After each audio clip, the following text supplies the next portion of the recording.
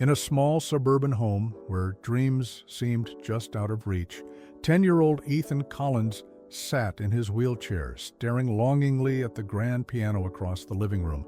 The distance between them might as well have been miles for a boy whose legs had never carried his weight. The piano had been his grandfather's final gift before passing away, a beautiful instrument that Ethan could see but never reach without someone to carry him before we continue this heartwarming journey. If you believe in the extraordinary bond between animals and humans, please subscribe to our channel now so you don't miss any of these incredible stories of hope and resilience. What no one expected was that the solution to Ethan's problem would come with 4 paws and a wagging tail.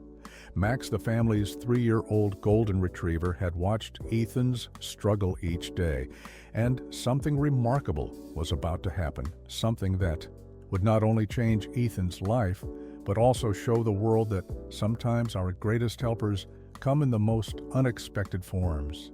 Ethan Collins had never known what it felt like to run through sprinklers. On a hot summer day, never experienced the sensation of sand between his toes. At the beach, never climbed a tree or kicked a soccer ball. He had been born with spinal muscular atrophy, a genetic condition that had left his legs too weak to support his weight. But what Ethan lacked in physical mobility, he made up for with a brilliant mind, quick wit, and fingers that could dance across piano keys like butterflies on flowers. At least when someone was available to help him reach the instrument. "Mom, can you help me to the piano before you leave?" Ethan asked one morning as his mother Jessica hurried around the kitchen preparing for her shift at the hospital. "I'm sorry, sweetie, I'm already running late," she replied, guilt flashing across her tired face. "Maybe Mrs. Henderson can help when she comes to check on you this afternoon." Ethan nodded, trying to hide his disappointment. He knew his mother was doing her best, working double shifts as a nurse to keep up with the mounting medical bills that had only gotten worse after his grandfather passed away last year. The same grandfather who had introduced him to music, Arthur Collins, had been a piano teacher for 40 years before arthritis twisted his fingers into painful knots that could no longer coax melodies from the keys. But even then, he had continued to teach Ethan from his armchair, instructing and encouraging as the boy revealed a natural talent that Arthur declared was Collins' blood showing itself. When Arthur knew his time was short, he had made arrangements for his prized grand piano to be moved into Jessica and Ethan's modest home. "This piano has music left in it," he had told Ethan, during their final lesson, "and you're the one to find it." The piano had arrived a week before Arthur passed away, just in time for him to hear Ethan play one last piece, Chopin's Nocturne, in a flat major. The old man's favorite, Ethan had played perfectly. Despite his trembling lip and the tears that occasionally splashed onto the keys, the piano stood in the corner of their living room, a daily reminder of both Arthur's love and Ethan's limitations on days when Jessica worked long hours, which was most days. Ethan would sit in his wheelchair staring at the instrument, imagining the melodies trapped inside, waiting for his touch school. Was another challenge entirely. Ethan attended the local public school where the district had made accommodations for his wheelchair and provided an aid for part of the day. But children could be cruel in their curiosity, or worse, their indifference. The wheelchair kid was often left out of games, lunch conversations, and birthday parties. His music teachers, Mr. Wilson, was the exception. Recognizing Ethan's exceptional talent, he had arranged for a keyboard to be available in the music room so Ethan could practice during lunch breaks. "You've got a gift, Ethan," Mr. Wilson often said, "the kind that opens doors even when other doors seem closed." At home, Ethan's world was small but carefully arranged. The ranch-style house had been modified with ramps, wider doorways, and lowered light switches. But the bathroom was still difficult to navigate, and many cabinets remained out of reach, despite Jessica's best efforts to create independence for her son. The medical equipment took up considerable space, a hospital bed in his room, a lift for bathing, special cushions to prevent pressure sores, and the various braces and supports that helped keep his body properly aligned. The costs were staggering even with insurance, and Jessica had been forced to take on extra shifts after Arthur's supplemental help ended with his death. Through it all, Ethan rarely complained he had inherited his mother's resilience and his grandfather's optimistic spirit. "We're Collins tough." Arthur used to say, "We don't break, we adapt." The adaptation came in many forms for Ethan. Sometimes it was the voice-activated computer that allowed him to complete homework when his hands tired. Sometimes it was the extendable grabber he used to reach books, or the modified game controllers that let him compete in video games with online friends who never needed to know about his wheelchair. But the piano remained his greatest passion and his greatest frustration. The keyboard at school was adequate for practice, but nothing compared to the rich tones of his grandfather's grand, the same grand that sat just 15 feet from his usual spot in the living room, an impossible distance without help. Jessica had looked into motorized wheelchairs that might give Ethan more independence, but they remained financially out of reach. Insurance considered his manual chair medically sufficient and wouldn't cover the significant upgrade cost. Instead, they relied on the kindness of neighbors like Mrs. Henderson, who checked in during Jessica's longer shifts, and family friends who visited when they could. Into this careful balance of challenges and adaptations had come Max 3 years ago, a golden retriever with soulful eyes and a perpetually wagging tail. Jessica had been hesitant about adding a dog's needs to their already complicated lives, but the shelter volunteer had been persistent. "This one's special," the woman had said, as Max immediately went to Ethan, gently resting his head on the boy's lap. "He was rescued from a bad situation, but he's incredibly gentle. We think he was originally being trained as a service dog before his owner fell ill." Whether that was true or just a hopeful story from a shelter worker eager to place a dog, Max had proven himself to be extraordinarily attentive and intuitive. He seemed to understand Ethan's limitations, following closely beside the wheelchair, moving obstacles with his nose before Ethan could ask, and somehow always sensing when Ethan was having a difficult day physically or emotionally. He's not just a pet. Ethan had told his grandfather during one of Arthur's final visits. "He's my friend." Arthur had watched the boy and dog together and nodded wisely. "Some creatures come into our lives for a purpose, Ethan. Remember that." At the time, Ethan had thought his grandfather was just being philosophical in the way old people often are. But looking back, he wondered if Arthur had somehow sensed the remarkable connection forming between boy and dog, a connection that would soon transform from simple companionship into something extraordinary. Max hadn't always been called Max before. Coming to the Collins family, he had been nameless for the first 6 months of his life, living in a backyard with minimal shelter and irregular meals. His golden fur matted and dull, his spirit subdued by neglect rather than outright cruelty. It was a neighbor who finally called animal control. After hearing the puppy's whimpers during a particularly cold night, the owner, a man who had originally gotten the dog as a gift for his children, had lost interest when the cute puppy stage gave way to the more demanding adolescent phase. At the shelter, Max, as he was temporarily named by staff, initially cowered at the back of his kennel, overwhelmed by the cacophony of barking and unfamiliar smells. Until Kathleen, a volunteer with 20 years of experience, noticed something special about him. "He watches everything," she told the shelter manager, "not just looking, but observing. Assessing he's got an old soul in that young body." Kathleen began spending extra time with Max, taking him to a quiet room away from the kennel chaos where his true personality emerged, gentle, intelligent, and remarkably responsive to human emotion. When Kathleen cried during a phone call about her mother's illness, Max had immediately pressed against her leg, his head tilting in apparent concern. "He's not just empathetic," Kathleen later told her colleagues, "he's problem-solving." She had witnessed this when Max managed to open the treat cabinet by pulling a stool over to climb on, not for himself, but to bring Kathleen a tissue box. When she was upset, Kathleen began to wonder if Max had received some early service dog training before being abandoned. For 2 months, Max remained at the shelter, passed over by families looking for puppies or smaller breeds until the day Jessica and Ethan Collins arrived.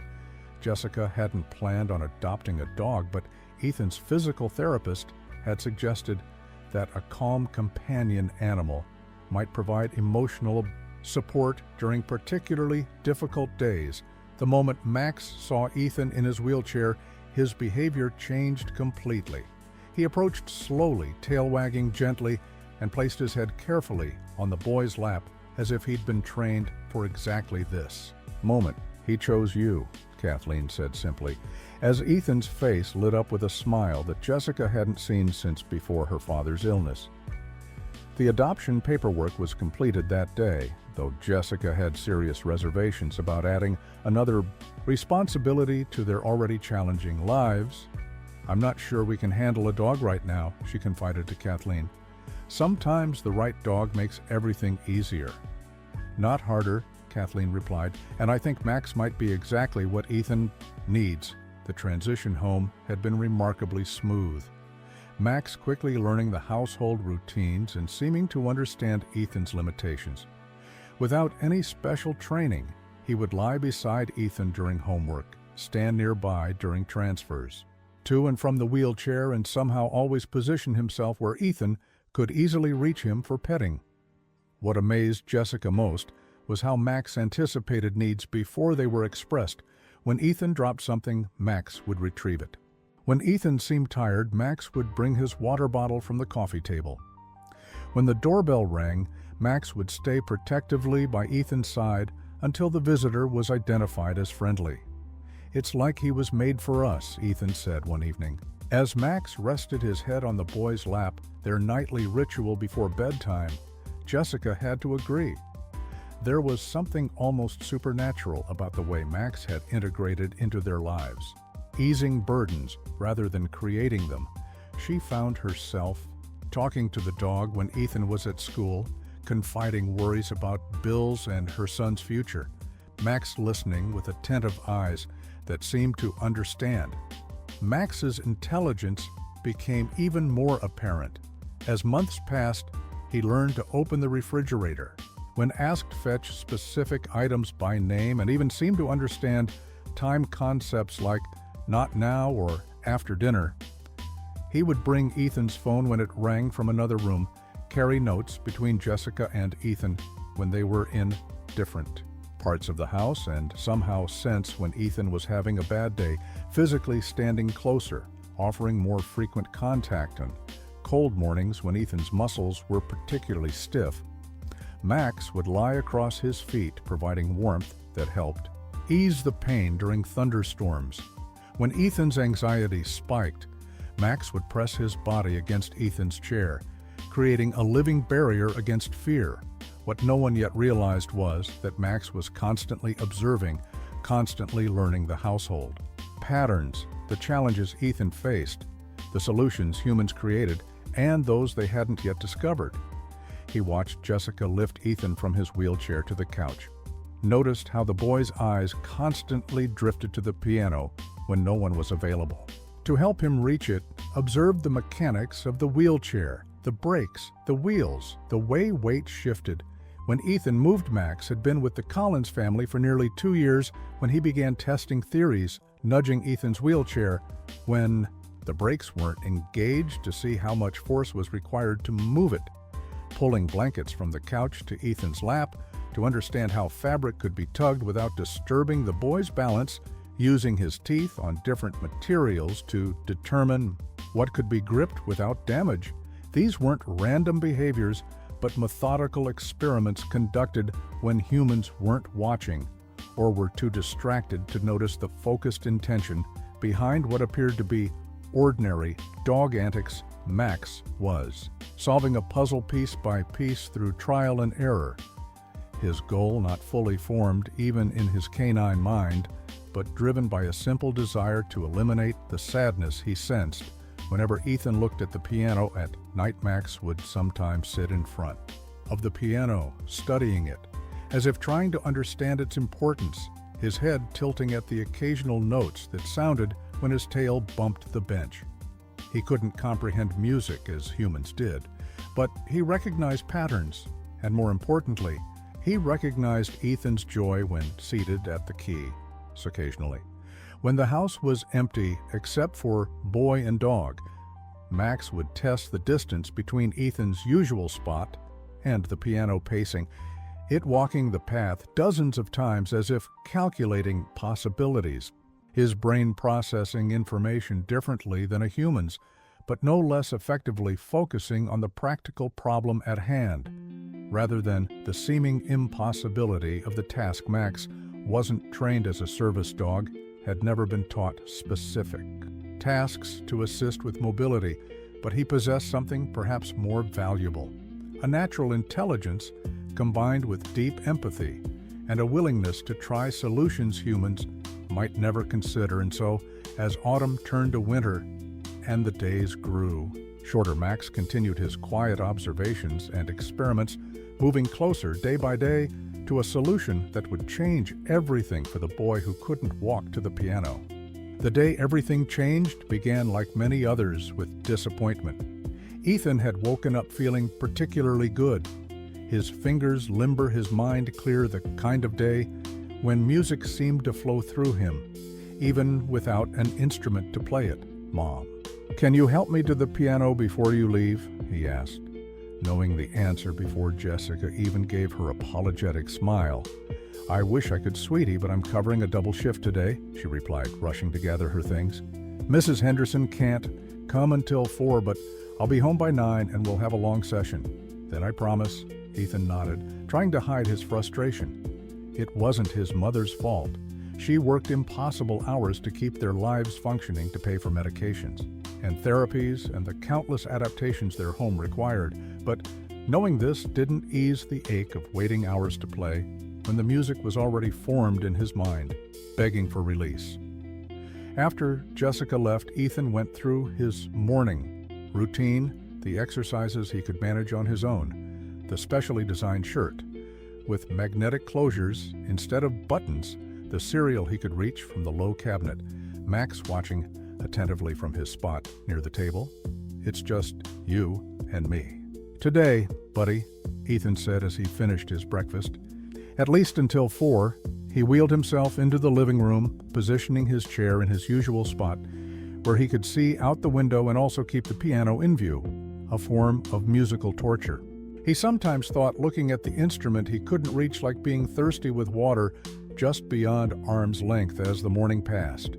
Ethan tried to distract himself with schoolwork, then a book, then video games, but his attention kept drifting to the piano, his fingers unconsciously moving through the passages of Bach's Prelude in C major that he'd been practicing, the ghost of music haunting him. By early afternoon, Ethan's frustration had turned to tears, not the dramatic sobs of a typical 10-year-old, but the quiet weeping of a child who has learned that some displays of emotion change nothing.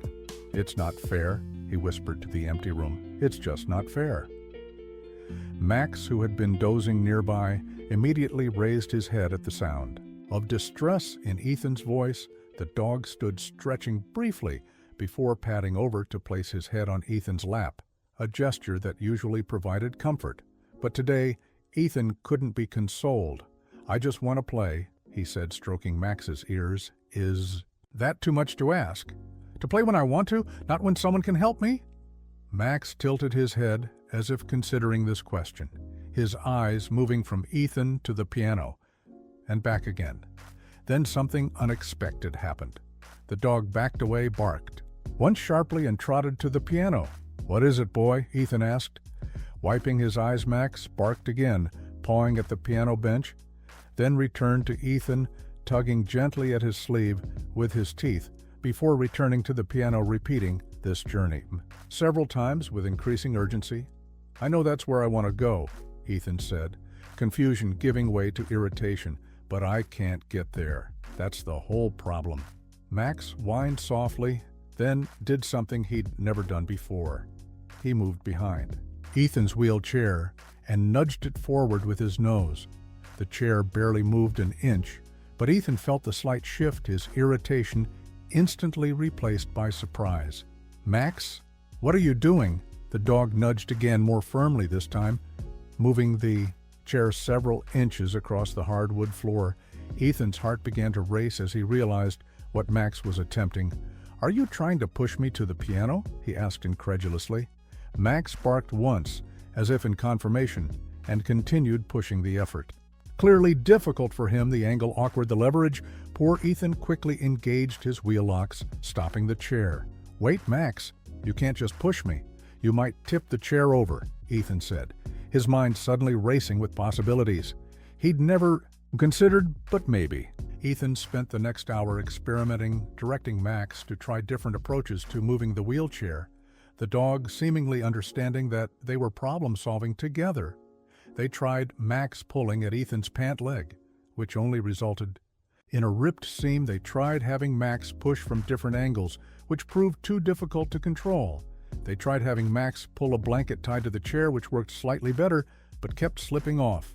"This is crazy," Ethan muttered after yet another failed attempt had sent him veering into the coffee table. Completely crazy. But Max wasn't ready to give up. The dog disappeared into Ethan's bedroom, returning with one of his stretchy exercise bands used for physical therapy, tugging it toward Ethan with determined eyes. "You want to try this?" Ethan asked, taking the band. "It might actually work. It's stronger than the blanket." With trembling hands, Ethan looped the exercise band around the front bars of his wheelchair, creating a makeshift harness. He then held out the ends to Max, who immediately took them in his mouth. "Okay, boy." Very slowly, Ethan instructed, releasing his wheel locks. "Pull gently." Max leaned forward, his strong shoulders taking the weight as he began to walk forward the exercise band, tightening the wheelchair, beginning to move in a relatively straight line. Ethan kept his hands near the wheels, ready to guide or stop their progress as they embarked on the 15-foot journey that had always seemed impossible. They made it halfway across the living room before the band slipped from Max's mouth, sending Ethan rolling backward a few inches. Both boy and dog looked at each other in a moment of shared frustration before Ethan broke into unexpected laughter. "We almost did it." "Max, we almost did it," he exclaimed. The failure somehow less important than the revelation it represented. "We just need a better harness, something you can grip properly." For the next hour, they continued experimenting with different household items, Ethan's excitement growing with each attempt, regardless of success or failure. The previously insurmountable problem now seemed like a puzzle waiting to be solved, a challenge rather than an impossibility. When Mrs. Henderson arrived at 4, she found a living room in disarray, cushions on the floor, exercise bands stretched across furniture, and Ethan with the biggest smile she'd seen in months. "What in the world happened here?" she asked, surveying the chaos. "Max is going to help me get to the piano," Ethan announced, his eyes shining. "We just need to figure out how." Mrs. Henderson looked skeptical. "Ethan, honey, that's not safe. Dogs aren't meant to move wheelchairs." "But he wants to help me," Ethan insisted. "And I think he can. We just need the right equipment." "Well, let's get you to the piano the regular way for now," she said kindly, choosing not to argue. "And maybe we can talk about this with your mom later." As Mrs. Henderson lifted Ethan from his chair to the piano bench, he caught Max's eye across the room, the dog watching attentively, tail wagging slowly. "We'll figure it out," Ethan whispered to his canine partner. "This is just the beginning." That night, after his mother had gone to bed exhausted from her double shift, Ethan sat in the glow of his laptop screen, the search bar filled with phrases like dog-pulling wheelchair and homemade service dog harness. The results were both encouraging and frustrating. Yes, there were specially trained service dogs who help people with mobility issues. Yes, there were professionally made harnesses designed for this exact purpose, but the training cost thousands of dollars and the equipment hundreds. More sums that might as well be millions given their financial situations, till Ethan wasn't deterred. Scrolling through forums and videos where people had created their own solutions, adapting pet store harnesses, adding pulling handles, fashioning equipment from everyday materials. One video showed a woman using an old backpack converted into a pulling harness for her Labrador. "That's it," Ethan whispered, excitement building as he studied the design. "We can make something like that the next." Morning was Saturday. Jessica had the day off but had fallen asleep on the couch after getting Ethan breakfast, the exhaustion of her work week catching up with her. Ethan hated to wake her knowing how little rest she got. "Come on, Max," he whispered, wheeling quietly toward his bedroom. "We've got work to do."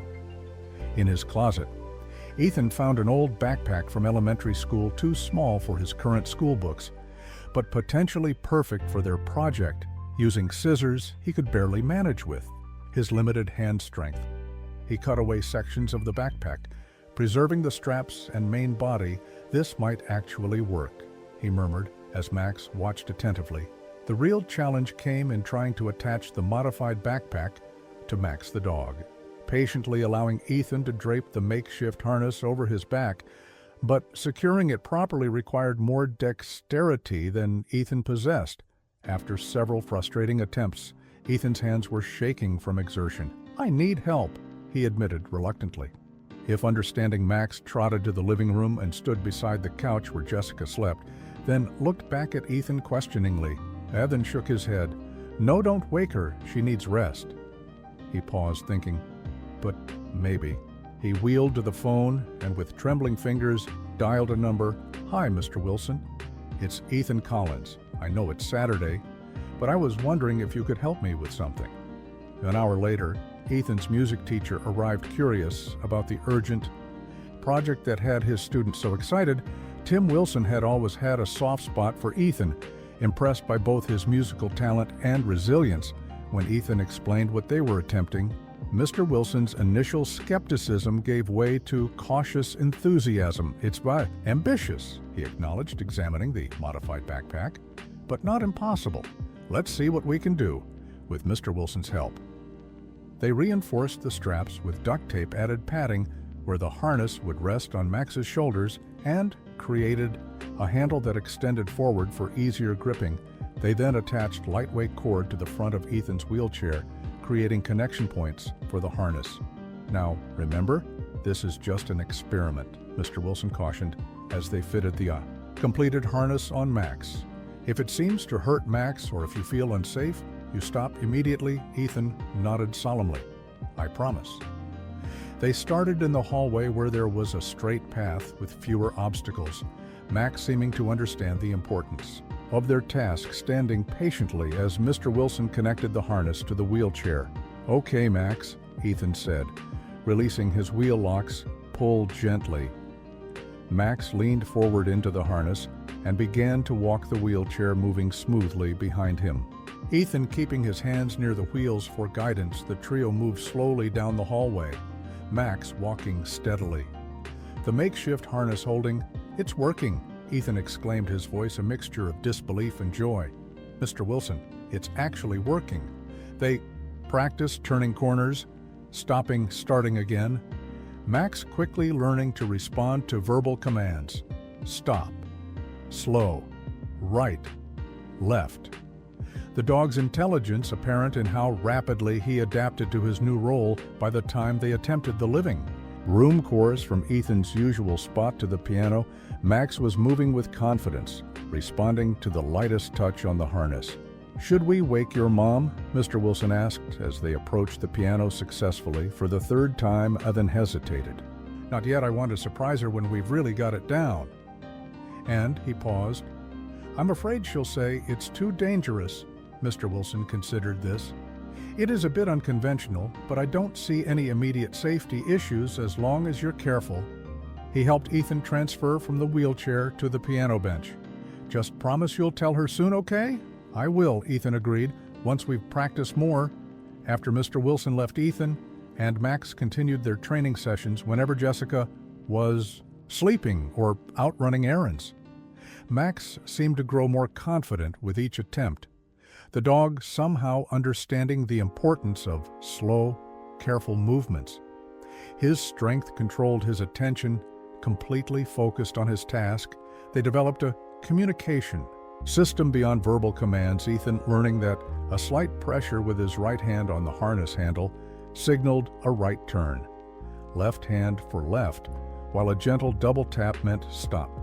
They practiced daily, growing so comfortable with their career routine that Max could navigate the entire house, pulling Ethan from room to room with remarkable precision.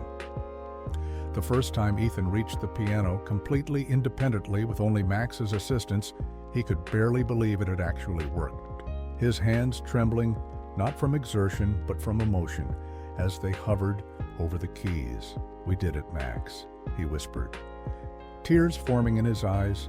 "We really did it." Max sat beside the piano bench, his tail sweeping the floor, his eyes never leaving Ethan. As the boy began to play Chopin's Nocturne in a flat major, his grandfather's favorite, the music filling the empty house with its bittersweet melody. The sound somehow richer, more meaningful than ever before. From that day forward, Ethan's musical practice increased dramatically whenever Jessica was working or resting. Ethan and Max would make their careful journey to the piano, the dog waiting patiently while Ethan played, then returning him to his original position before anyone knew they had moved.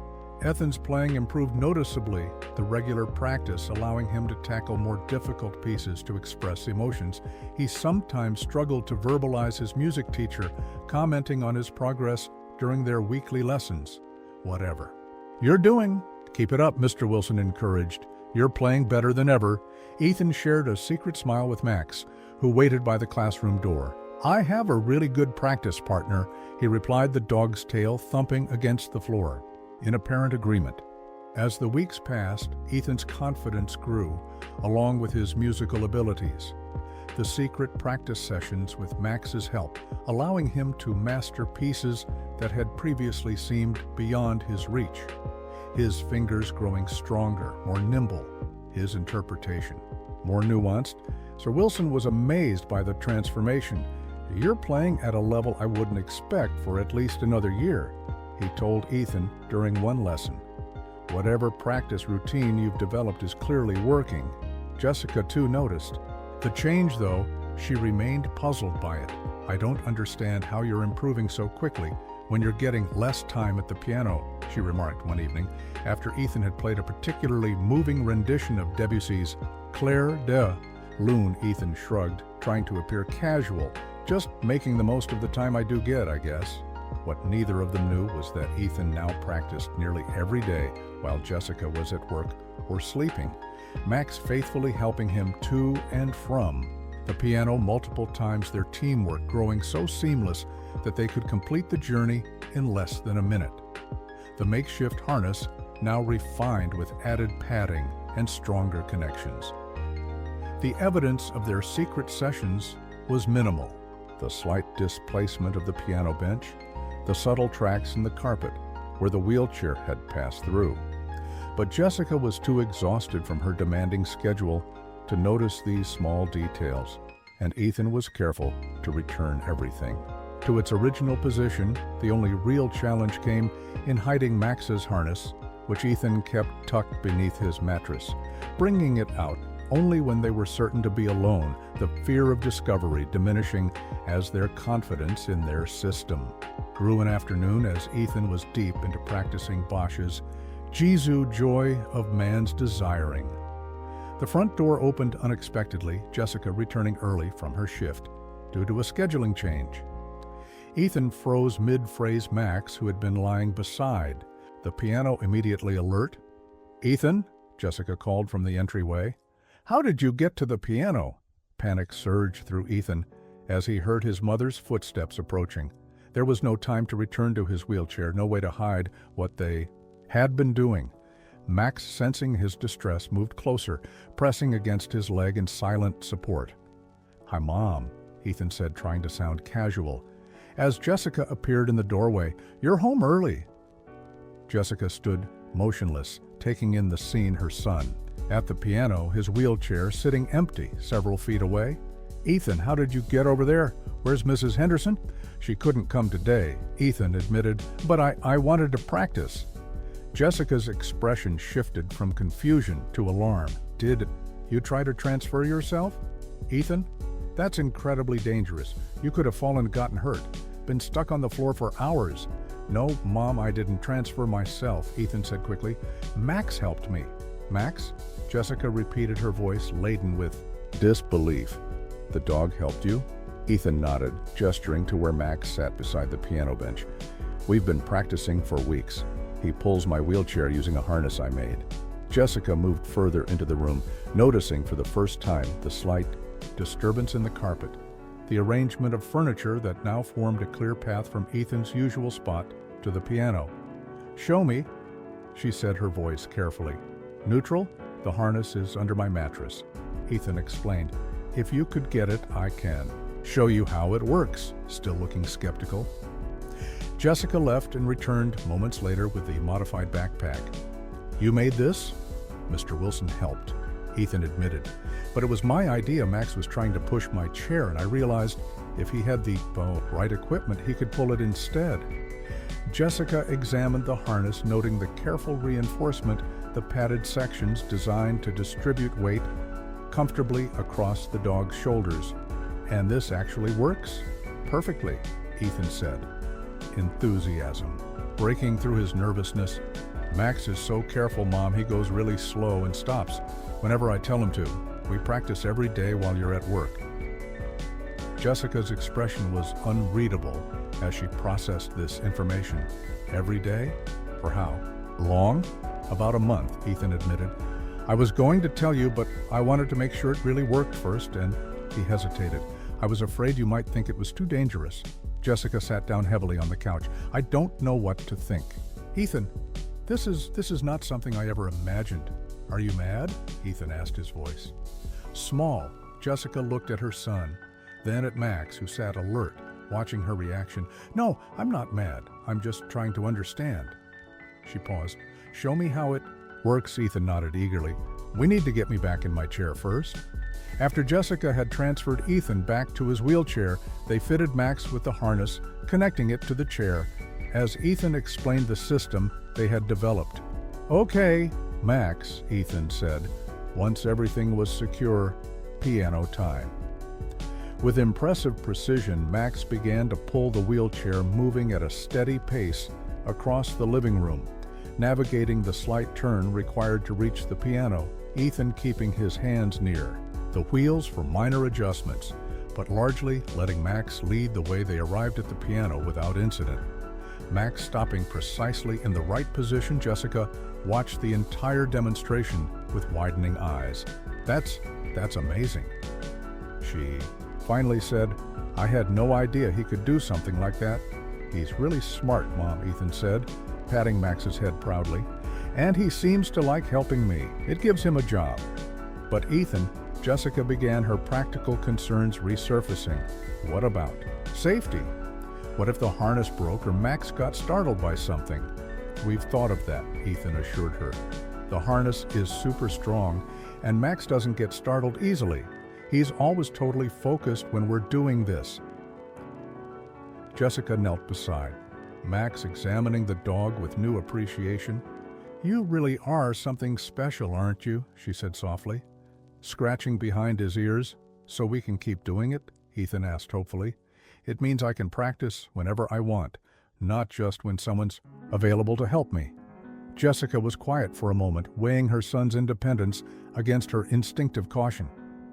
Finally, she nodded, yes, but with conditions. We need a proper harness, something professionally made, not this homemade version, and I want to talk to a professional trainer about this, make sure we're not putting too much strain on Max. Ethan's face lit up with joy. Really? You're okay with it? More than okay, Jessica said, her expression softening. I'm proud of you for finding such a creative solution. I just want to make sure it's safe for both of you. That night, after Ethan had gone to bed, Jessica sat on the couch, Max's head in her lap, tears streaming down her face. You wonderful dog, she whispered. What would we do without you? News of Max's extraordinary ability spread quickly. First to Mr. Wilson, who was relieved the secret was finally out. Then to Ethan's physical therapist, who was fascinated by the practical application of assistance animal techniques without formal Training then to the neighbors who had always known Max was special, but hadn't realized just how special. You should contact Sarah Martinez at Horizon Service Dogs. Ethan's physical therapist suggested during their next session she might be willing to evaluate Max, provide some professional guidance. Jessica made the call that evening explaining their unusual situation, expecting polite skepticism. Instead, Sarah's response was immediate and enthusiastic. "This is exactly the kind of natural aptitude we look for in service animals," she said. "I'd love to meet Max and see what he's doing." 3 days later, Sarah arrived at their home, a petite woman with a practical ponytail and eyes that missed nothing. She observed silently as Ethan demonstrated their routine, Max pulling him confidently to the piano, then back to his starting position. "Remarkable," she said when they had finished. "Absolutely remarkable, especially considering he has no formal training. Is what we're doing safe?" Jessica asked the question that had been worrying her for both of them. Sarah nodded. "With proper equipment." "Yes. The homemade harness shows impressive ingenuity, but a professional mobility harness would distribute the weight better, be more secure." She knelt beside Max, examining his build, his movement. "He's naturally suited for this work. Strong shoulders, good temperament, focused. Could he be trained to do more?" Ethan asked. "Definitely," Sarah replied. "With his natural abilities and your obvious bond, the possibilities are extensive." She reached into her bag, pulling out a business card.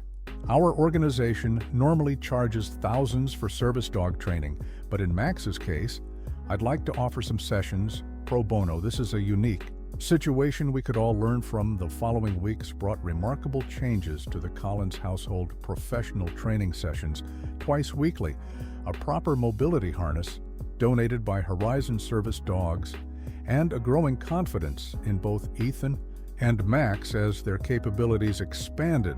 Sarah taught Max to retrieve specific items by name, to open doors with pull straps, to press adaptive switches, and most importantly, to perform these tasks with consistency and safety. "He's not just helping. You move," she explained to Ethan. "He's giving you independence in multiple areas." Ethan's school principal heard about Max's abilities and requested a meeting. "We have a policy about service animals," she explained to Jessica. "But given the circumstances, I think we can make accommodations. Would you be willing to bring Max in for a demonstration?" The demonstration turned into an educational assembly with Ethan and Max showing the entire school how they work together, Ethan explaining the equipment and commands, as Max performed various tasks with perfect composure despite the audience, the students watching in rapt attention, teachers dabbing at unexpected tears. "He's not technically a certified service dog," Ethan clarified, "but he helps me do things I couldn't do on my own, like reach the piano." "Why is playing the piano so important to you?" one student asked. Ethan thought for a moment. "Music lets me go places my body can't." He finally said, "When I play, I'm not defined by my wheelchair." That quote alongside a photo of Ethan and Max appeared in the local newspaper the following day. A reporter having been invited to cover the school demonstration, the story quickly gained traction online, shared thousands of times with comments praising Max's devotion, Ethan's determination, and the power of their partnership. "Your phone's been ringing all day," Jessica told Ethan when he returned from school the following afternoon. "Television stations, radio shows, everyone wants to interview you." And Max, Ethan's eyes widened. "Really? Why?" "People are inspired by your story," Jessica said, showing him the online article that had now been shared over 20,000 times, especially the part about music taking you places your body can't. Ethan read some of the comments, tears filling his eyes at the overwhelming support from strangers. "I never thought anyone would care about us," he whispered. "Care about you?" Jessica laughed softly. "Ethan, you and Max are becoming celebrities." The first television crew arrived the next day, filming as Max guided Ethan to the piano, then sat beside him while he played his grandfather's favorite nocturne, the story airing on the evening news with the caption, "Boy in wheelchair can't walk to the piano." Or so the dog helps him perform emails and letters poured in afterward from families with disabled children asking for advice from dog trainers impressed by Max's natural abilities, from music lovers touched by Ethan's passion. But the most significant message came from the organizers of the community talent show. "We'd be honored if you and Max would consider performing." The email read, "Your story has touched so many people in our town." Ethan stared at the invitation, his heart racing. "A real performance," he breathed, "on stage in front of an audience." "Do you want to do it?" Jessica asked. Watching her son's reaction carefully, Ethan nodded slowly. "I think so, yes, but..." He hesitated. What if something goes wrong? What if Max gets scared? By the lights or the crowd? "That's why we practice," Sarah said during their next training session after hearing about the invitation. "We'll work on desensitizing Max to stage conditions, crowds, applause, bright lights, everything he might encounter." The E. Following weeks were filled with intensive preparation, Ethan selecting his grandfather's composition, Sunset Melody, a piece Arthur had written himself and taught to Ethan during their final months together. "It's perfect," Ethan explained. "Grandpa always said music was about connection. This piece connects me to him. Max connects me to the piano." Sarah brought in a portable spotlight, set up a mock stage in their living room, recruited friends to create artificial crowd noise, all to prepare Max for the performance environment. "He's handling it beautifully," she assured them. "His focus on Ethan overrides any distractions." As the talent show approached, Ethan's excitement was tempered by growing anxiety. "What if I mess up?" he confided to Jessica the night before their final rehearsal. "What if I forget the notes or Max gets confused?" Jessica sat on the edge of his bed. "Then you'll recover and continue. That's what musicians do. And as for Max," she glanced at the dog sleeping peacefully nearby, "I think he understands the importance of this better than any of us." Ethan nodded, though his doubts remained. "I just want to make Grandpa proud." "Oh, Ethan," Jessica said softly. "He already is, I'm sure of it." The day of the talent show dawned clear and crisp, a perfect autumn Saturday that reminded Ethan of the days he'd spent with his grandfather. Learning the very piece he would perform that evening, Jessica had taken the day off, a rare occurrence, ensuring they had plenty of time to prepare and rest before the evening performance. "How are you feeling?" she asked as she brought Ethan his breakfast, the question encompassing both his physical condition and emotional state. "Nervous," Ethan admitted. "But good nervous. I think my hands feel strong today." Max seemed to sense the importance of the day, staying unusually close to Ethan, watching him with attentive eyes, as if ready to provide whatever support might be needed. He wore his new professional harness, a sleek design in blue and black that matched the outfit Jessica had purchased for Ethan's performance. "You both look very handsome," Jessica said as she helped Ethan into his performance clothes. A navy blue button-down shirt and blackie pants tailored to fit comfortably while seated like proper musicians.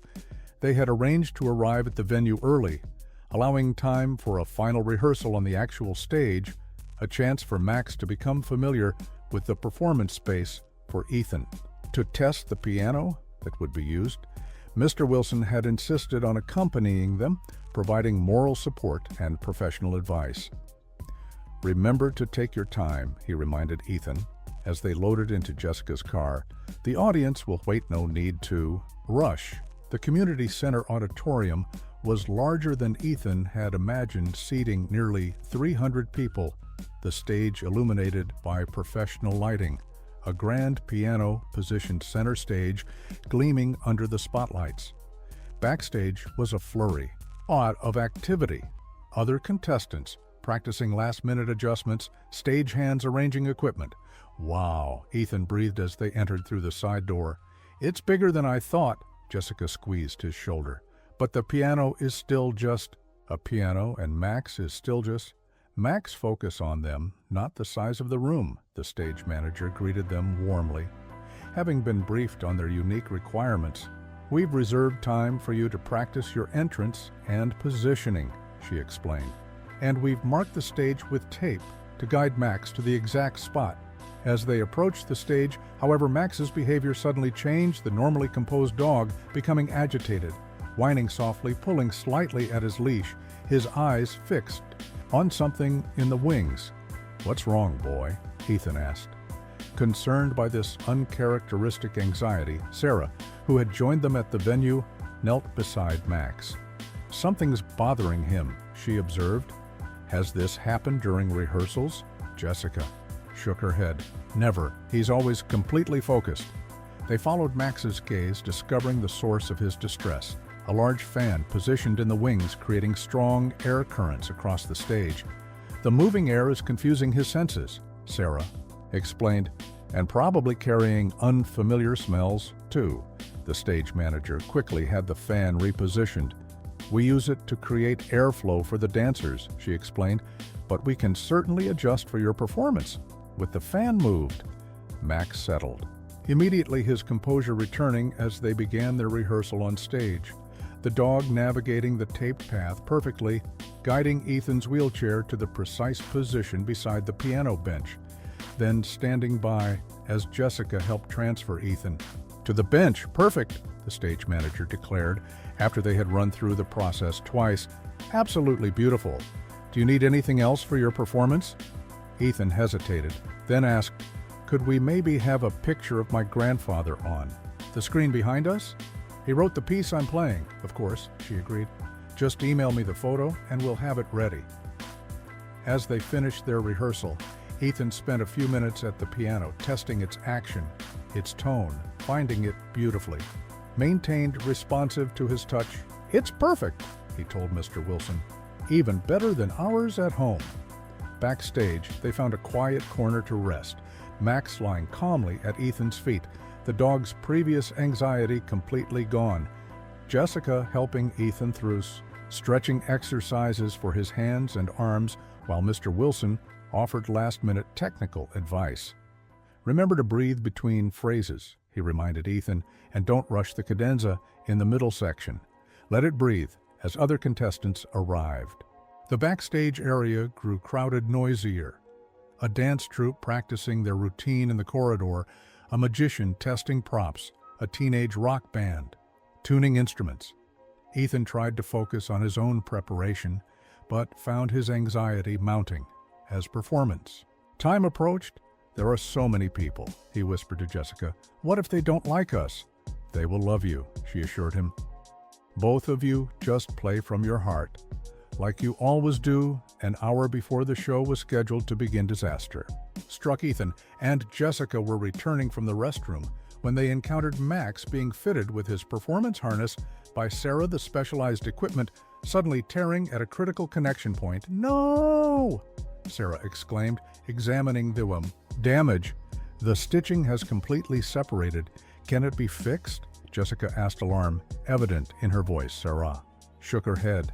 "Not quickly, not properly. This requires heavy-duty machine stitching. These connection points bear all the weight." Ethan's face fell. "So we can't perform?" "Let me see what I can do," the stage manager said, examining the torn harness. "We have a costume department. They might be able to help." 20 minutes later, they had their answer. "We can reinforce it with heavy tape," the costume designer explained, "but it won't be as strong as the original stitching. I wouldn't trust it for regular daily use." "But for just one performance?" Jessica pressed. The woman hesitated.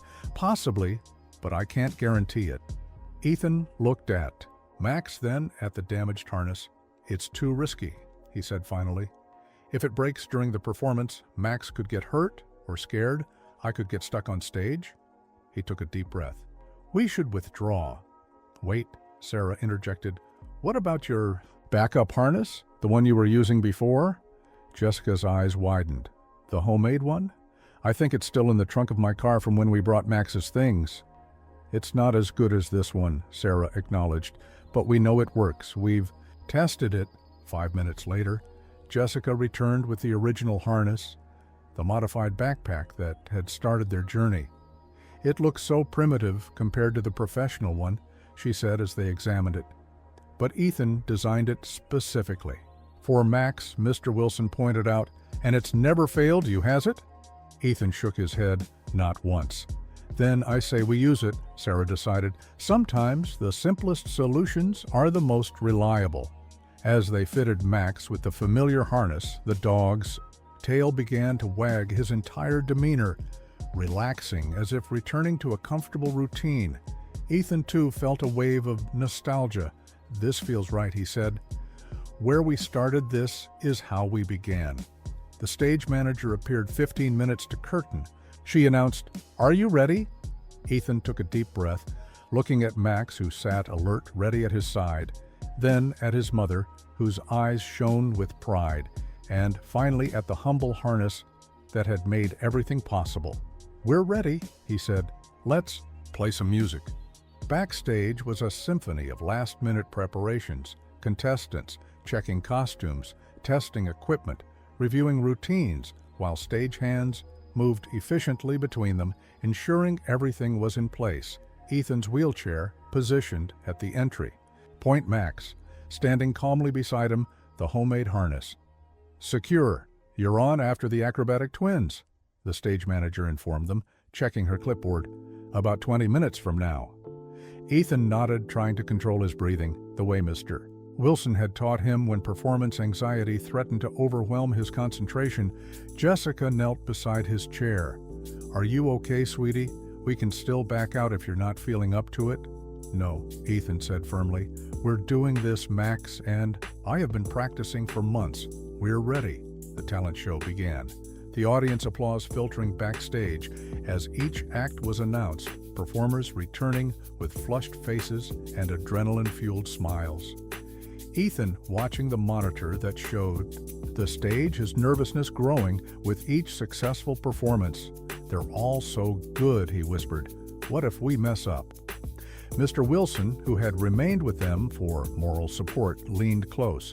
"Ethan, you're not competing against them. You're sharing your gift, your story. That's all that matters." On stage, the acrobatic twins were finishing their routine to enthusiastic applause. The stage manager, motioning Ethan toward the entrance, "You're up next," she said. "Remember, we'll announce you then. Bring up the house lights a bit before you come out." Ethan nodded, feeling his heart hammering against his ribs, his mouth suddenly dry, his palms sweating. He looked down at Max, finding reassurance in the dog's steady gaze. "We can do this, right, boy?" "And so Max. Tail wagged once as if in confirmation. And now, the announcer's voice boomed through the auditorium. "We have a very special performance. Ethan Collins and his dog Max will perform Sunset Melody, composed by Ethan's late grandfather, Arthur Collins." Planned, the house lights came up slightly, allowing Max to see the path marked on the stage. The spotlight centered on the piano, a large screen behind it now displaying a black and white photograph of an elderly man at a piano, his hands poised. Over the keys, his face alight with joy. "That's Grandpa," Ethan whispered, seeing the image for the first time, his eyes filling with tears. "They found a picture of him playing." Jessica squeezed his shoulder. "He's watching over you both," she said softly. "Now, go make him proud."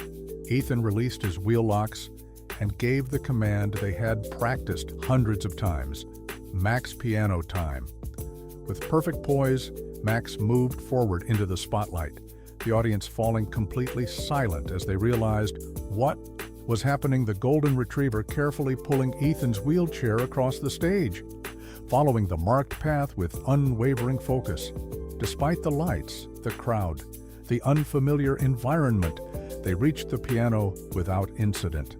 Max guiding the wheelchair into the exact position they had rehearsed, then standing at attention, waiting for the next step. Jessica approached from the wings, helping transfer Ethan from the wheelchair to the piano bench, adjusting his position, then quietly retreating, then sat alone at the grand piano. Max, now seated beside the bench, his eyes fixed on Ethan, the audience holding its collective breath as the boy lifted his hands, positioning them over the keys, the photograph of his grandfather watching. Over them from the screen for a moment, Ethan froze, the enormity of the moment overwhelming him, hundreds of eyes on him, the silence deafening, his fingers suddenly stiff with tension. He glanced down at Max, finding the dog watching him with complete confidence, complete faith. And in that steady gaze, Ethan found his courage. He began to play the opening notes of Sunset Melody, soft, delicate, like the first rays of light breaking over the horizon, the piece building gradually in complexity and emotion as his grandfather had composed it. A musical journey through an entire day from dawn to dusk. Ethan lost himself in the music muscle memory, taking over as his fingers found each note, each chord, his body swaying slightly with the rhythm. The grand piano responding beautifully to his touch, producing richer tones than he had ever achieved on his instrument at home. The acoustics of the auditorium carrying the sound to every corner. Halfway through the piece came the cadenza, the complex solo passage that Mr. Wilson had warned him not to rush. Ethan took a deep breath, slowing the tempo, letting the notes breathe, as his teacher had advised, creating a moment of exquisite tension before resolving into the melody once more as he played. Ethan became aware of something extraordinary happening in the audience, tissues appearing, damp eyes glistening under the house lights. Even the stagehands in the wing, standing motionless, caught in the spell of the music and the sight of the boy playing with such passion, his faithful dog keeping watch beside him. The final section of Sunset Melody represented twilight. The day's end, a return to quieter, softer tones, but with a richness, a depth that Arthur Collins had described as the day's wisdom distilled. Ethan played these closing passages with special tenderness, thinking of his grandfather, of the hours they had spent together at the piano, of the legacy of music that connected them across time. The final note hung in the air, sustained by the pedal gradually fading into silence, Ethan's hands still poised above the keys. His eyes closed, the auditorium absolutely still. For 3 heartbeats, 4 or 5 then, the audience erupted, standing as one applause thundering through. The space calls of bravo echoing from every direction. Ethan opened his eyes, startled by the intensity of the response, looking out at the blur of standing figures, their enthusiasm washing over him in waves. Max, sensing the change, moved closer, pressing against Ethan's leg, providing stability. As the boy's emotions threatened to overwhelm him, someone was approaching from the wings, Jessica. Her face streaked with tears, pride radiating from her as she helped Ethan acknowledge the audience's appreciation. "Bow," she whispered, guiding him to turn toward the crowd. "They're applauding for you, for both of you." Ethan nodded, unable to speak. As he faced the audience, the applause continuing unabated. Some people wiping tears, others smiling through. Them all unified in their recognition of what they had just witnessed, not just a musical performance, but a testament to connection, to possibility. To love Max sat perfectly still beside Ethan. His mission accomplished, his presence a steady anchor. As the moment stretched beyond anything they had prepared for the audience, showing no signs of quieting their appreciation, the standing ovation continuing as Ethan finally found his voice. "Thank you," he said simply. The words inadequate for them, emotions coursing through him. "This was for my grandpa." The applause redoubled at that, the audience somehow understanding everything contained in those few words, the generations connected through music, the obstacles overcome, the love expressed.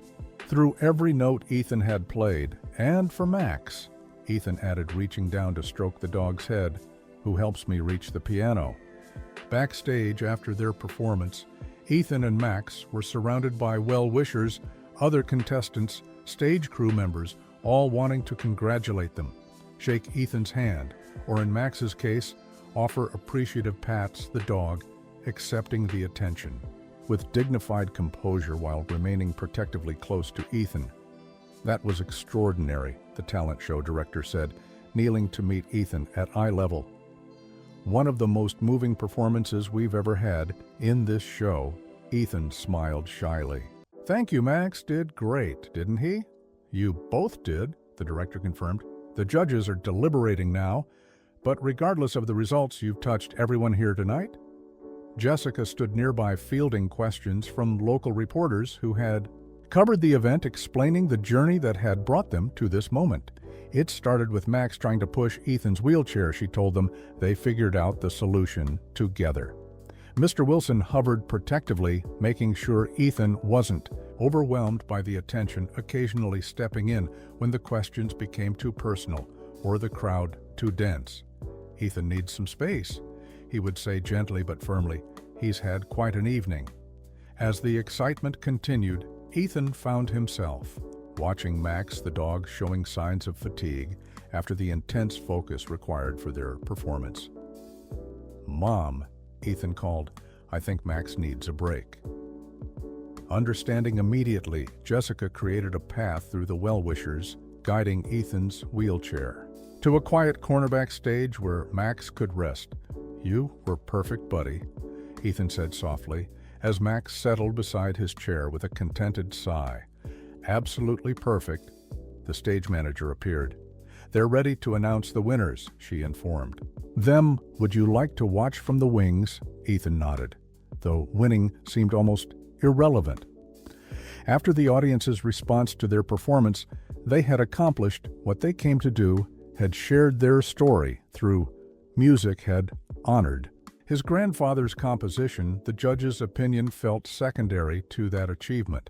From their vantage point in the wings, they watched as the talent show host took center stage. "Before we announce our winners," he began, "I want to thank all our contestants for sharing their incredible talents with us tonight." Applause filled the auditorium as the contestants were acknowledged. Then the host continued, "Our judges had a difficult task this evening. The level of talent was exceptional, but they have reached their decisions." Ethan held his breath as the third-place winner was announced, a teenage violinist who had performed a challenging Paganini caprice. Then, second place went to the acrobatic twins, their technical precision earning them silver medals and a modest cash prize.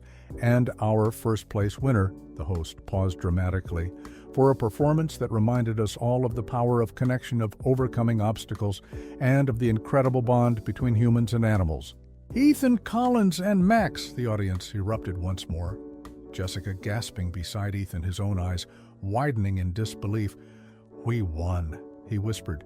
"We actually won?" The stage manager was already moving his wheelchair toward the stage, Max rising immediately. Alert once more as they made their entrance, the audience on their feet again. Applause thundering through the auditorium as Ethan was presented with a golden trophy and an envelope containing a $1,000 prize. "Would you like to say a few words?" the host asked, adjusting the microphone to Ethan's level. Ethan nodded, gathering his thoughts as the audience quieted. "I want to thank my mom for supporting me, my grandfather for teaching me music, and Mr. Wilson for believing in me," he began, his voice steady despite his racing heart. "But most of all, I want to thank Max for showing me that limitations only exist until someone helps you find a way around them." The simplicity and sincerity of his words touched the audience anew, many wiping away tears as Ethan continued, "My grandfather used to say that music builds bridges between hearts. I think Max builds them too in his own way." After the ceremony, as they prepared to leave, the director approached again. "Ethan, we've had an unusual request," she said. "There's a representative from Canine Companions here. They're a national service dog organization. They'd like to speak with you and your mother, if you're willing." "Curious?" Ethan agreed, a middle-aged woman in a professional suit joining them. Moments later, "My name is Diane Matthews," she introduced herself. "I'm the regional director for Canine Companions. What I witnessed tonight was extraordinary. Thank you." Jessica said, "Max is pretty special. That's actually why I wanted to speak with you," Diane explained. "Our organization provides professionally trained service dogs to people with disabilities. But what you've developed with Max without formal training is remarkable." Ethan listened attentively as Diane continued, "We'd like to offer Max proper certification training at no cost to your family, and," she hesitated, "we'd also like to document your methods, your communication system. It could help us develop better training protocols for mobility assistance dogs." "You want to study us?" Ethan asked, surprised. Diane nodded. "With your permission, Of course, you and Max have developed something unique, something we could learn from to help others. Jessica looked thoughtful. What would this involve exactly? Periodic sessions with our trainers, documentation of your routines, perhaps some controlled testing to understand how Max responds to different commands, Diane explained, and in exchange, we would provide professional support, ongoing training for Max, and, she smiled, a properly constructed harness that won't break before performances. Ethan laughed at that, looking down at the makeshift harness that had served them so well. What do you think, Max? Want to become official? Max's tail thumped against the floor as if in agreement as they finally left the venue, trophy in hand, prize money secured. Jessica noticed Ethan's unusual quietness. "Penny for your thoughts?" she asked as they drove home. "I keep thinking about Grandpa," Ethan admitted. "How?" "He always said music would take me places, wondering if he somehow knew about Max, about all of this." Jessica smiled, though her eyes glistened with unshed tears. "Your grandfather was wise, but even he couldn't have predicted Max still.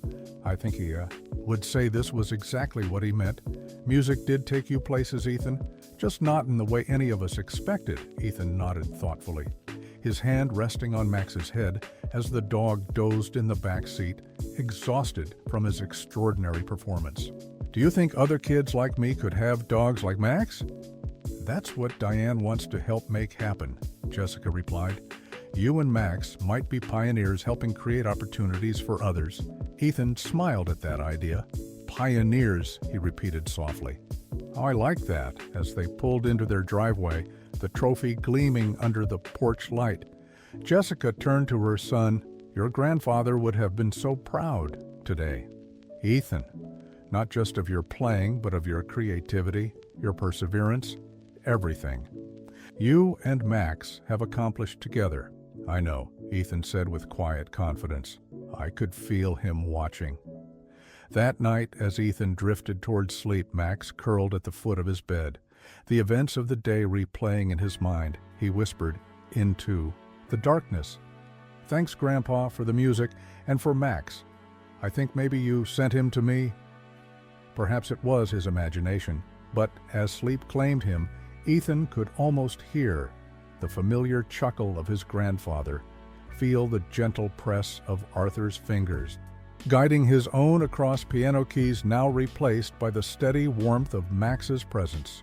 Both connections equally powerful, equally transformative, equally filled with love.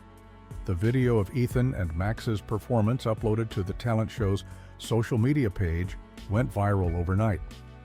Exceeding 1 million views by morning, their story spreading across platforms, gathering comments, shares, and media attention with breathtaking speed. "Ethan, you need to see this." Jessica called the next morning, tablet in hand, scrolling through an seemingly endless stream of notifications. "People from all over the world are watching your performance." Ethan's eyes widened as he took in the view count, the thousands of comments, many from parents of children with disabilities, others from musicians, dog lovers, and people simply moved by their connection. "Wow," he whispered. "I never thought anyone outside our town would see it." The local news station called first, requesting an interview, followed by regional outlets, then a producer from a national morning show, all wanting to share Ethan and Max's story. The quiet life they had known transformed overnight by unexpected attention. "What should we do?" Jessica asked, overwhelmed by the sudden interest. "We don't have to talk to any of them if you don't want to."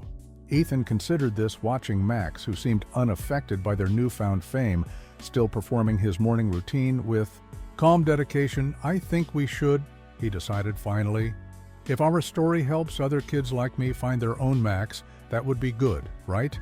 The first interview took place in their living room, a local reporter and cameraman capturing Max in action, guiding Ethan to the piano, then lying contentedly nearby as Ethan played a shorter version of Sunset Melody, the piece that had captured so many hearts. "What gave you the idea to train Max this way?" The reporter asked. Ethan smiled. "It was actually Max's idea. He started trying to push my wheelchair when no one was available to help me to the piano. We just figured out a better way for him to do it." The story aired that evening, spreading their fame further. A national morning show sending a crew the following day, setting up lights, cameras, transforming their modest home into a temporary studio. Neighbors gathering outside hoping to catch a glimpse of the process. "Does Max need any special care or rest after pulling your wheelchair?" the interviewer asked clearly. Charmed by the Golden Retriever's dignified presence, "He gets extra treats," Ethan replied, "and lots of praise, but he seems to enjoy having a job. He gets excited when I ask him to help me." Diane from Canine Companions joined them for this interview, explaining the significance of what Ethan and Max had accomplished. "Most service dogs undergo 2 years of professional training," she explained. "Max essentially trained himself through observation and problem solving.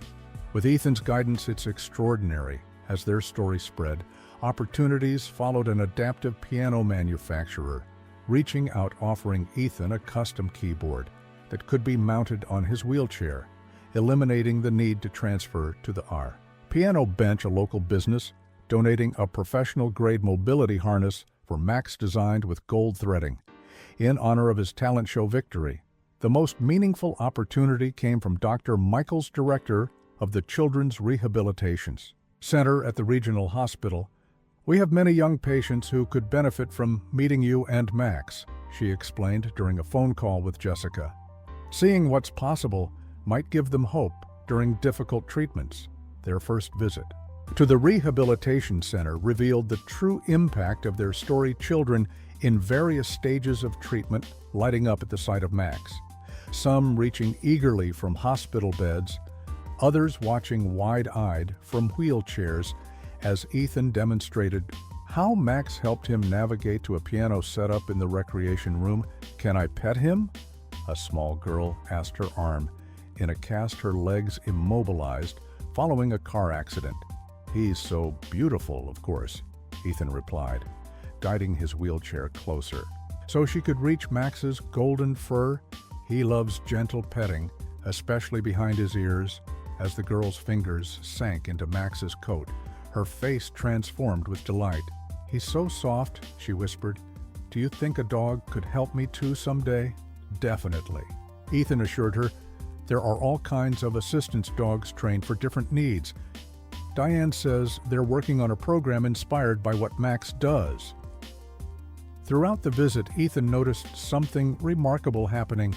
Max seemed to intuitively understand which children needed him most, spending extra time beside those who appeared most distressed, offering his head for petting his presence, a calming influence in the clinical environment.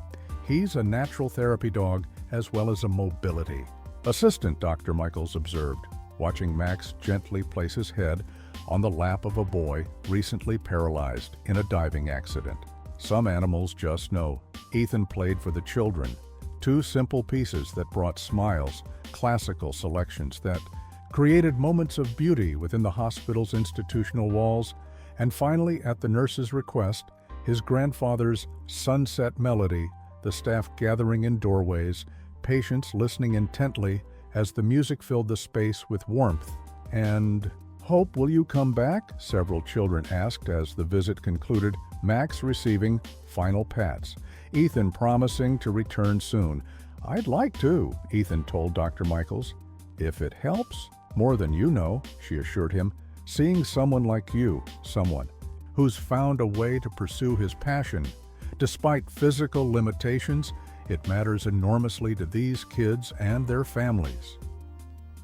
On the drive home, Ethan was unusually quiet, processing the emotions of the day, the children's faces, their questions, their hope. "Mom," he finally said, "I think I know what I want to do with the prize money." "What's that, sweetie?" "I want to start a fund to help kids get dogs like Max," he explained. "Not everyone can afford a service dog, but everyone deserves a chance to have one." Jessica glanced at her son in the rearview mirror, pride swelling in her chest at his generosity. "That's a wonderful idea. We can talk to Diane about the best way to set that up." When they arrived home, they found a package waiting on the porch, a large flat box with Ethan's name elegantly printed on the label. What could this be? Jessica wondered. Helping Ethan open it, inside was a framed photograph of Ethan and Max at the talent show piano, Ethan's hands on the keys, Max sitting. Attentively beside him, their profiles captured in perfect silhouette against the stage lights. A quote engraved on a small plaque beneath the image, "Music and loyalty, the two greatest gifts we can give each other," the note accompanying the photograph. Was signed simply, "The Talent Show Family," but its message struck deeper. Thank you for reminding us that limitations are just invitations to find creative solutions when there's enough love to fuel the search. Ethan ran his fingers over the frame, over the image of himself and Max preserved in this moment of perfect connection. "Can we hang it above the piano?" he asked, "so Grandpa can see it too?" Jessica nodded, unable to speak past the lump in her throat as she helped Ethan position the vase. Photograph on the wall, the visual testimony to their journey, placed where Arthur's spirit might appreciate it most, where Max could see it from his favorite resting spot, where Ethan could glimpse it every time he played. "Perfect," Ethan said softly. As the photograph settled into place, just perfect. 6 months after the talent show, Ethan and Max's lives had transformed in ways neither Jessica nor Ethan could have imagined. The viral video of their performance had led to appearances on national television, interviews for magazines, and most significantly partnerships with organizations dedicated to both service animals and music therapy. The Ethan and Max Mobility Fund, established with their prize money and supplemented by donations from touched viewers, had already helped 3 families acquire and train service dogs for their children with disabilities, each success story strengthening Ethan's resolve to continue their work. "I never thought we'd be able to help so many people," Ethan told his mother as they reviewed the funds. "Progress, all because Max figured out how to pull my wheelchair." Max, now officially certified as a mobility assistance dog, wore his professional harness with dignified pride, the gold threading catching the light as he guided Ethan through their increasingly busy schedule of hospital visits, school demonstrations, and training sessions with canine companions. The most unexpected development came from Steinway and Sons, the prestigious piano manufacturer who had seen Ethan's performance and recognized both his talent and the broader implications of his story. "We'd like to design an accessible piano specifically for musicians with mobility challenges," their representative explained during a meeting at the Collins home with Ethan as our consultant, if he's willing. The prototype arrived 3 months later, a beautiful instrument with adjustable height, electronic positioning, and special pedal adaptations that could be operated by slight body movements rather than feet. Ethan testing each feature, providing feedback that shaped the final design. "We're calling it the Collins model," the Steinway representative announced, in honor of both Ethan and his grandfather's musical legacy, on a bright spring morning almost exactly. A year after Max had first attempted to push Ethan's wheelchair, Ethan found himself preparing for perhaps their most meaningful performance, yet the dedication of a new music therapy wing at the Children's Rehabilitation Center, where they had become regular visitors. "Are you nervous?" Jessica asked, adjusting Ethan's tie. The formal attire, a departure from their usual casual appearance, then shook his head. "Not with Max beside me." He smiled down at the golden retriever already wearing his special performance harness. "We've done this so many times now, it feels natural."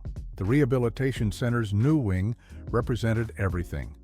Their journey had inspired a dedicated space where children with various disabilities could experience music as therapy, as expression as joy. Large windows allowing natural light to fill the room. Adapted instruments ensuring accessibility for all abilities. And at its center, a Collins model piano, the first to be installed in a public facility. As Ethan and Max arrived, they found the center's lobby filled with familiar faces, Dr. Michaels and her staff children. They had visited during treatments now, further along in their recovery. Diane from Canine Companions with several service dogs, and training, Mr. Wilson beaming with teacher's pride, and most movingly the families who had received dogs through their fund. They all came to support you, Jessica whispered, as they made their way through the crowd. Max navigating the wheelchair, with practiced ease, people stepping aside respectfully to create a path to Michael's. Welcomed everyone to the ceremony, explaining how the music therapy program had developed, inspired initially by Ethan and Max's visits. We discovered that music offered our patients something medicine alone couldn't, she explained, hope, resilience, expression, joy, even in the midst of difficult recoveries. When it came time for Ethan to speak, he looked out at the gathered crowd, finding strength in their supportive faces and Max's steady presence beside him. "A year ago, I couldn't reach my piano without someone to help me," he began. "Max changed, that he showed me that sometimes the help we need comes from unexpected places." He gestured toward the new wing. Its doors about to be officially opened. This space will help kids discover their own music, their own voices, even when their bodies face challenges. I'm honored that our story played a small part in making it happen. After the ribbon-cutting, Ethan and Max led the first tour, Max guiding Ethan's wheelchair through the facility, showing how accessible every feature had been made, from lowered shelves containing instruments to widened doorways to adaptive technology that allowed even severely limited mobility to produce music. The tour culminated in the main room where the Collins model piano waited, gleaming under the skylight. Ethan, positioning himself as Max, settled beside him. "This piece is called Faithful Friend," Ethan announced. "I composed it for Max to say thank you." His fingers moved across the keys, creating a melody that began simply, almost playfully, like a puppy, exploring, then developed into something stronger, more confident, mirroring Max's growth and their journey. Together, the music painting a portrait of companionship, of challenges overcome, of two beings moving through the world as one. As the final notes faded, one of the children who had received a service dog through their fund, a 9-year-old girl named Lily, approached with her golden retriever, Bella.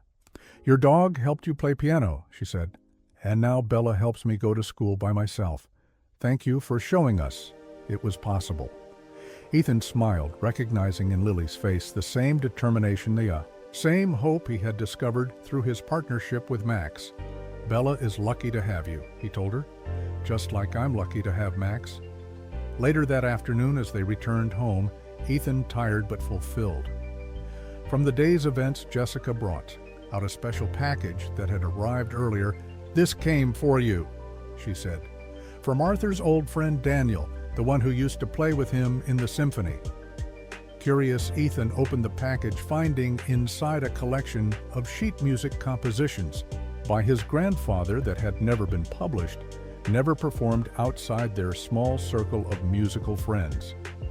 These were Arthur's finest pieces. Daniel had written in the accompanying letter he would want Ethan to have them, to play them too, share them with the world in his own way. Tears filled Ethan's eyes as he leafed through the yellowed pages, seeing his grandfather's handwriting, the notations, the emotion captured in ink and paper. "It's like getting a message from him," he whispered, "like he's still teaching me, Max." Nudged Ethan's hand, sensing his emotional response, offering comfort. In the way that had become so natural between them, Ethan scratched behind the dog's ears gratefully. "Want to help me learn these, buddy? We've got a lot of piano time ahead of us." Max's tail thumped against the floor, his eyes never leaving Ethan's face. His presence a constant affirmation that limitations existed only until love found a way around them. That evening, as twilight painted the sky in shades of purple and gold, Ethan played one of his grandfather's newly discovered compositions, Max lying contentedly beside the piano, Jessica listening from the kitchen, the three of them connected by music, by purpose, by the extraordinary journey that had begun with a boy who couldn't walk to the piano, and a dog who refused to accept that limitation. As the final notes of Arthur's music filled their home, Ethan felt a perfect sense of completion, as though everything had aligned exactly as it should. The grandfather who had given him music, the dog who had given him access, the mother who had given him courage, all coming together in a harmony more beautiful than any he could create on the keys. Some things, Ethan thought, as Max's, head lifted at the music's end, their eyes meeting in perfect understanding, don't need legs to travel, don't need words to be understood, music love, connection possibility. These traveled on their own, carried by willing hearts from one life to another, bridging impossible distances, just as Max had bridged the 15 feet from wheelchair to piano, changing everything in the process.